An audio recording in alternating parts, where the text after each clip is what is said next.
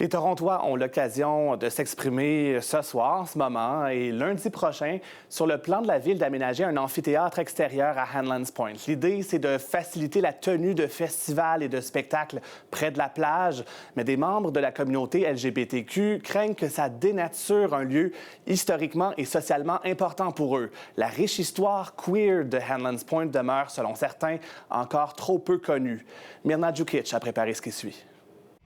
Hanlan's Point est bien connu pour sa plage, l'une des seules au pays où on peut se baigner nu en public en toute légalité. C'est un endroit réputé inclusif, très populaire auprès de la communauté LGBTQ+, depuis longtemps. Cet article de tabloïd en parle dès 1951 comme d'un point de rencontre pour les hommes gays, où on peut se baigner nu sans inquiétude, ou presque. Une rare photo de cette époque montre un groupe d'hommes tout sourire sur la plage. Selon Ed Jackson, aucun d'entre eux n'affichait ouvertement son orientation sexuelle. Difficile pour eux d'imaginer qu'à cet endroit, en 1971, se tiendra au grand jour un premier grand rassemblement gay.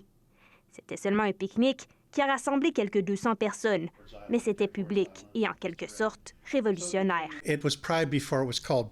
Un précurseur de la fierté, dit-il. Thierry DiNovo se rappelle de ce moment tournant. On riait, dansait, buvait et surtout... Nous étions entièrement nous-mêmes, fiers et hors du placard, dit-elle. Ce n'était pas rien à l'époque. La même année, elle a participé à la première grande marche vers la colline du Parlement pour revendiquer les droits des personnes LGBTQ. Les rassemblements ont attiré un nombre croissant de personnes à Hanlan's Point dans les années suivantes. Ce qui est tout aussi important, selon ce sociologue, c'est que c'était un endroit de rassemblement informel où tout le monde se sentait en sécurité.